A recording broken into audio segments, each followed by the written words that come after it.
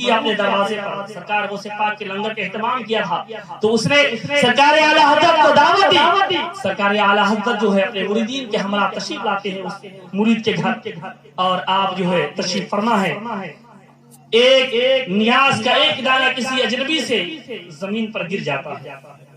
سوچئے ہم اور آپ بھی عشق کرتے ہیں نبی اکرم صلی اللہ علیہ وسلم سے، اولیاء کرام سے، لیکن ہمارے عشق کرنے کا انداز اور سرکار سید اعلیٰ حضرت کے عشق کا انداز ملاحظہ فرمائیے۔ آج ہم نیاز ہو، تبرکات ہو، کھاتے ہیں آدھا کھاتے ہیں، آدھے زیادہ گرا دیا کرتے ہیں، غفلت کے گرا دیا کرتے ہیں، اور ہمیں توفیق نہیں ہوتی جب اس پر نظر پڑتی ہے کہ ہم اس نیاز کے دانے کو اٹھا کر کے کسی اچھے مقام پر رکھیں یا اسے کھا لیں صاف کر کے، اس لیے کہ ہم نے کبھی اس چیز کو نہیں سوچا کہ وہ نیاز کا دانہ جس بزرگ کے نام سے فاتحہ ہوں، اس بزرگ کے نام سے نسبت رکھتا ہے وہ دانہ۔ تو ہماری ذمہ داری یہ بنتی ہے کہ ہم نیاز کی بے حرمتی نہ کریں، تبرکات کی بے حرمتی نہ کریں۔ اگر گر جائے تو سب سے پہلے اسے اٹھا لیں، صاف ستھرا کر کے کھا لیں، اگر طبیعت نہیں ہو رہی ہے تو کسی اچھی جگہ پر اس کو رکھ دیں۔ لیکن آج اعلیٰ حضرت کا عشق ملاحظہ فرمائیے، سرکار غوث پاک کی نیاز کا اہتمام کیا گیا، ایک دانہ کسی مرید سے گر جاتا ہے زمین پر، سرکار سید اعلیٰ حضرت کی نظر جب اس دانے پر پڑتی ہے تو اعلیٰ حضرت کانپ جاتے ہیں، بے چین اور بے قرار ہو جاتے ہیں۔ آپ چاہتے تو کسی بھی مرید کو حکم دے دیتے وہ بڑھ کر کے نیاز کے دانے کو اٹھا لیتا، لیکن اعلیٰ حضرت نے ایسا نہیں کیا۔ اعلیٰ حضرت خود اس دانے کو اٹھانے کے لیے اس نیاز کے دانے کے بعد تشریف لے جاتے ہیں، اور اٹھانے کا انداز میرے سرکار سید اعلیٰ حضرت کا آپ ملاحظہ فرمائیے، انداز ملاحظہ فرمائیے۔ آپ نے اپنے دونوں گھٹنوں کو زمین پر ٹکا دیا، اللہ اکبر، دونوں ہتھیلیوں کو آپ زمین پر رکھ دیتے ہیں اور اپنی زبان کی نوک کو باہر لاتے ہیں۔ اس نیاز کے دانے کو اٹھانے کے لیے ہاتھ سے نہیں اٹھا رہے ہیں، زبان کی نوک سے اٹھا رہے ہیں، اللہ اللہ۔ اسی لیے تو سرکار سید اعلیٰ حضرت کو عشق و محبت کا پیکر کہا گیا ہے۔ جو عشق اولیاء کرام کی بارگاہ میں، میرے آقا کی بارگاہ میں جو اپنے عشق کا اظہار کیا، اس دور حاضر میں نظر ہی نہیں آتا کوئی کہ اس طرح سے عشق کا اظہار اور اس طرح سے سرائی کی ہو۔ سرکار اعلیٰ حضرت نے اپنی زبان کو باہر کیا اس ریاض کے دانے کو اٹھانے کے لیے، اور اس ریاض کے دانے کو اٹھانے کے لیے زمین کی طرف جھکنا شروع کرتے ہیں۔ جیسے جیسے سرکار سید اعلیٰ حضرت اس ریاض کے دانے کو اٹھانے کے لیے جھک رہے ہیں، یہاں سرکار غوث پاک کی نظر عنایت سرکار سید اعلیٰ حضرت پڑتی ہے، احمد رضا پر نظر کرم پڑتا سرکار غوث پاک کا۔ جیسے جیسے غوث کے دانے کو اٹھانے کے لیے امام احمد رضا زمین کی طرف جھک رہے ہیں، جیسے جیسے زمین کی طرف جھک رہے ہیں، ویسے ویسے غوث پاک امام احمد رضا کو بلند فرما رہے ہیں میرے دوستو، ویسے ویسے اٹھا رہے ہیں، مراتب میں بلندیاں پیدا فرما رہے ہیں سرکار غوث پاک، جیسے جیسے جھک رہے ہیں غوث پاک ویسے بلند فرماتے چلے جا رہے ہیں۔ اتنا بلند فرمایا، اتنا بلند فرمایا سرکار غوث پاک نے کہ غوث پاک نے اسی محبت کی بنیاد پر سرکار سید احمد رضا کو احمد رضا سے اعلیٰ حضرت بنا دیا میرے دوستو۔ یہ عشق کی پہچان ہے میرے دوستو۔ ہمیں بھی چاہیے کہ ہم اولیاء کرام کی بارگاہ میں الفت اور محبت کا اظہار کریں، خندہ پیشانی کے ساتھ حاضر ہو ان کی بارگاہوں میں۔ یقین جانو اگر یہ ہمارا معاملہ رہا تو یقیناً کوئی بھی ایسا معاملہ نہیں ہوگا کہ ہماری باتیں ہمارے دل میں ہو اور وہ ہماری تمنائیں ہمارے دل میں ہو، ہماری آرزو ہمارے دل میں ہو، اور یہ اولیاء کرام کے توسل سے اللہ تعالیٰ کی بارگاہ میں قبول نہ کرے، یہ ہو ہی نہیں سکتا میرے دوستو۔ یہ غوث پاک کا مبارک مہینہ چل رہا ہے، نظر و نیاز کا اہتمام کیجئے، سرکار غوث پاک کی بارگاہ میں اپنی غلامی کا ثبوت پیش کیجئے، جو کچھ ہو سکے، ضروری نہیں کہ آپ لنگر کا اہتمام کیجئے، نظر و نیاز بنائیے، سرکار سید غوث پاک کی بارگاہ میں اہتمام کیجئے۔ یقین جانیے بڑی عظیم شخصیت ہے سرکار غوث پاک رضی اللہ تعالیٰ عنہ کی۔ میرے سرکار سید غوث پاک فرماتے ہیں کہ قدمی ہذہ علی رقبۃ کل ولی اللہ، کہ میرا یہ قدم تمام اولیاء کرام کی گردن پر ہے۔ تو پتہ کیا چلا کہ سرکار سید غوث پاک سارے ولیوں کے سلطان ہیں، سارے ولیوں کے سردار ہیں میرے دوستو۔ لیکن آپ حضرات اپنی محبتوں کا اظہار اولیاء کرام سے کیجئے۔ کیسے کریں گے؟ صرف تبرکات، لنگر اور ڈیک کا اہتمام کر کے نہیں، یہ سب بھی کیجئے، لیکن ان سب سے پہلے ضروری ہے آپ پر کہ آپ ان کی تاریخ کا مشاہدہ کیجئے، ان کی تاریخ کو پڑھیے کہ ان کا معاملہ کہ اللہ تعالیٰ نے کیسے انہیں اپنی بارگاہ میں مقرر کر لیا، اپنی بارگاہ میں کیسے انہیں چن لیا، کیسے انہیں ولیوں کا سلطان اللہ تعالیٰ نے بنا دیا۔ تو جب آپ ان کی تاریخ پڑھیں گے تو آپ کو پتہ چلے گا کہ سرکار سید غوث پاک رضی اللہ تعالیٰ عنہ وارضہ عنہ نے 40 سال تک عشاء کی وضو سے فجر کی نماز آپ نے ادا فرمائی۔ یہ معیار سرکار سید غوث پاک رحمۃ اللہ تعالیٰ کہ آپ سوتے نہیں تھے رات بھر، اگر سو جاتے تو وضو آپ کی ٹوٹ جاتی، ناقص ہو جاتی، وضو باطل ہو جاتی آپ کی، لیکن سرکار غوث پاک سوتے نہیں تھے، اللہ کی عبادت اور ریاضت کیا کرتے تھے، رات بھر اللہ کی عبادت کیا کرتے تھے۔ سرکار غریب نواز کی تعریف معلوم ہے، آپ ایک کروٹ پر سوتے تھے کہ کہیں ایسا نہ ہو کہ پیٹھ زمین پر لگ جائے اور نیند مجھ پر غالب آ جائے اور میں اللہ تعالیٰ کی عبادت سے محروم رہ جاؤں، اللہ کی عبادت نہ کر سکوں۔ یہ ہمارے اولیاء کرام کا لنگر اور ڈیک کر کے، لنگر ڈیک کر لیجیے، یہ اپنی آپ کا ہی فائدہ ہے، لیکن ان ساری چیزوں سے پہلے آپ ان کے اسوہ حسنہ پر عمل کیجیے، ان کی تاریخ کا مشاہدہ کیجیے کہ اللہ کی عبادت کی انہوں نے اپنے آپ کو فنا فی اللہ و فنا فی رسول کر لیا، تو اللہ تعالیٰ کی بارگاہ میں انہیں یہ اعزاز اللہ تعالیٰ نے بخشا، یہ مرتبہ اللہ تعالیٰ نے عطا کیا کہ آج لوگوں کا ہجوم لگا رہتا ہے، لوگوں کا تاپا بنا رہتا ہے۔ ایک انگریز ہندوستان آیا، جب وہ انگریز ہندوستان سے واپس گیا تو لوگوں نے اس سے سوال کیا کہ بتا تو ہندوستان گئے تھے، ہندوستان میں تمہیں سب سے عجیب و غریب چیز کیا لگی؟ تو اس نے کہا میں نے ساری دنیا کو گھوما، ساری دنیا میں نے گشت کی، ساری دنیا کو میں نے ٹریول کیا، لیکن جو چیز میں نے دیکھا مسلمانوں کے درمیان وہ آج تک میں نے دنیا میں کہیں نہیں پایا۔ تو لوگوں نے پوچھا وہ کیا؟ اس نے کہا کہ میں نے آج تک ایسے لوگوں کو دیکھا ہے کہ جو زمین پر رہ کر کے حکومت کیا کرتے ہیں، لیکن ہندوستان کی سرزمین پر کچھ لوگ ایسے بھی ہیں جو زمین پر تو حکومت کیا کرتے تھے، آج زمین کے اندر ہے لوگوں کے دلوں پر حکومت کر رہے ہیں۔ دوستو وہ ذات اولیاء کرام رضوان اللہ تعالی علیہم رحمۃ اللہ تعالی علیہم کی میرے دوستو آپ اپنی ان کی بارگاہوں میں اپنی عقیدت مندی، اپنی نیت مندی، اپنے حسن اخلاق کا مظاہرہ کیجئے میرے دوستو، یقیناً ان کے فیضان سے آپ حضرات مالا مال ہوگے، لیکن آپ سب سے پہلے یہ ہے کہ اپنے آپ کو اولیاء کرام کی اسوہ حسنہ پر عمل کیجئے، اپنے آپ کو ڈھالیے ان کے عادت و اطوار پر۔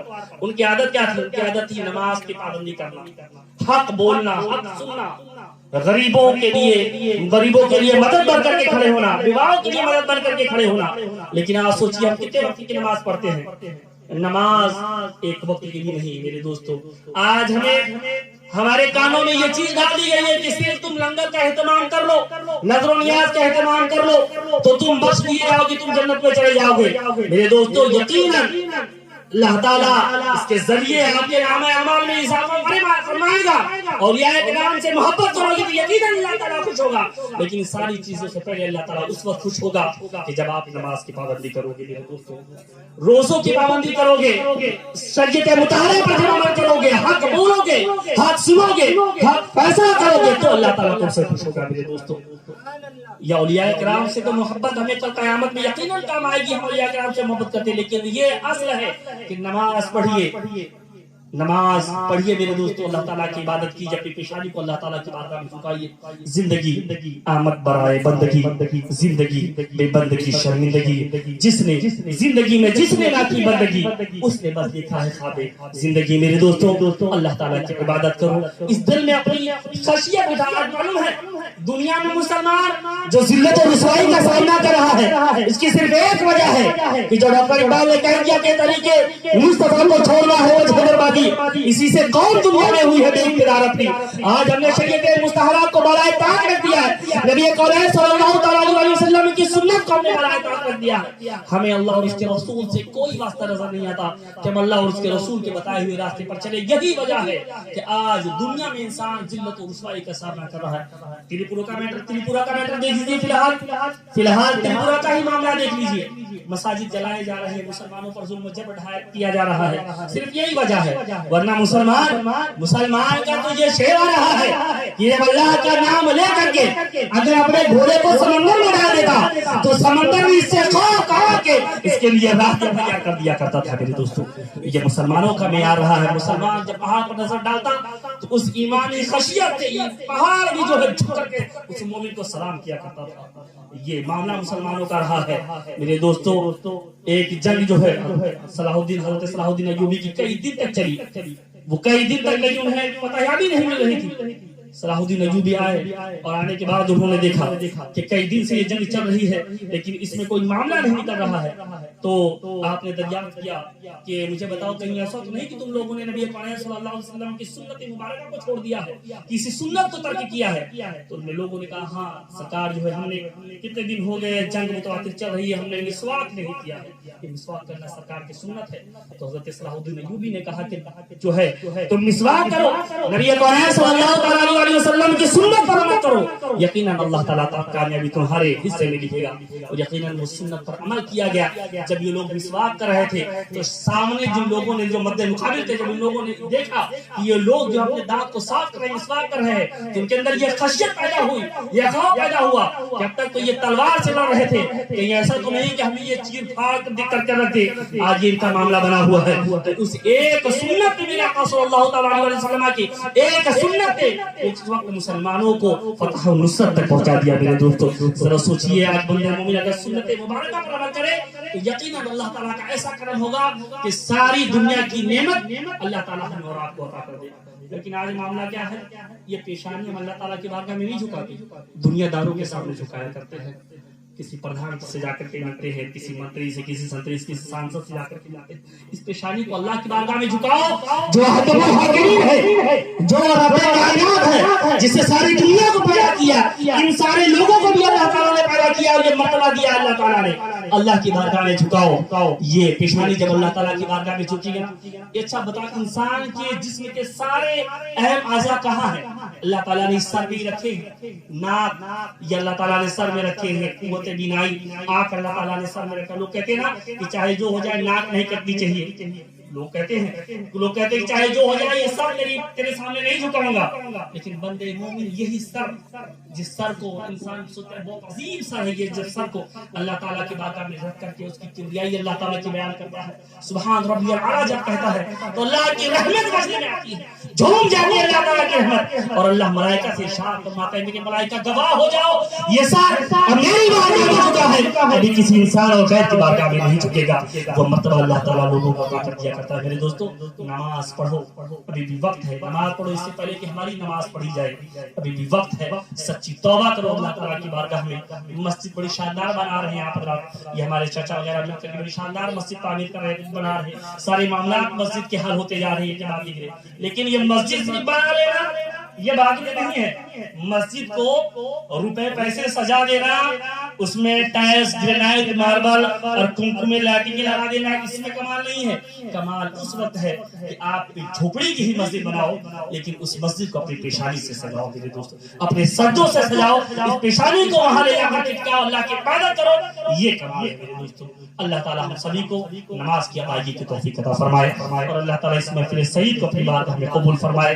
अल्लाह ताला हम सभी को हिदायत सिरातुल मुस्तकीम पर चलने की तौफीक अता फरमाए। मेरे दोस्तों सच्ची तौबा करते रहिए, उठते बैठते सच्ची तौबा की जरूरत है, सच्ची तौबा कीजिए। आज मामला ये कि वक्त की भी नमाज नहीं पढ़ते, जुमा के भी हम और आप नहीं जाते। सच्ची तौबा की जरूरत है, अल्लाह की बारगाह में रोइए, गिड़गिड़ाइए। लेकिन कितने लोग इसमें से कोई नहीं रोता अल्लाह ताला की बारगाह में।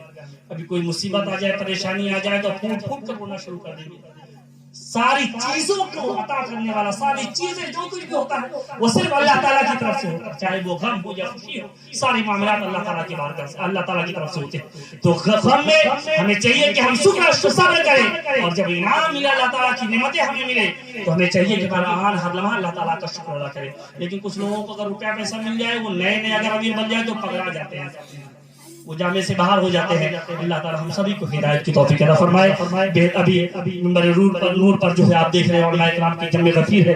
आप हज़रात इनकी भी नाखानी और जो है कड़ी खिताब आप हज़रात को समाप्त करना है। मैं तो आपका अपना हूँ, जब भी आपकी तबीयत होगी बुला लीजिए, मैं आपकी खिदमत करता रहूंगा। लेकिन सिर्फ इतनी गुजारिश करूंगा कि अपने दिल में अल्लाह ताला की खशियत पैदा कीजिए, खौफ पैदा कीजिए अल्लाह ताला के। यकीनन ये दुनिया छोड़ कर के जानी है।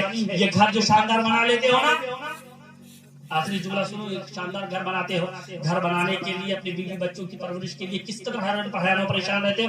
हमने देखा इंसान बूढ़ा हो जाता है फिर भी अपने पीठ पर बोरिया लादता रहता है, बोरिया ढोता है, किस लिए? अपने घर बनाने के लिए, अपने बच्चों की अच्छी तरबियत के लिए। सरकार से बात फरमाते हैं ये घर तू बना रहा है, पता नहीं है तुझे कि तेरी कमाई कैसी है, घर तू बना रहा है और इस घर का तेरे ना रहने के बाद इस घर में तेरी औलाद ऐश करेगी और इस घर का हिसाब तुझे अल्लाह ताला की बारगाह में देना पड़ेगा। जरा सोचो, आज घर बना लेते हैं, शानदार घर बनाते हैं, बच्चों की शानदार तरबियत करना चाहते हैं, शानदार तरबियत करने के इतने लोग बैठे हुए, कोई बताओ इसका कोई गारंटी नहीं।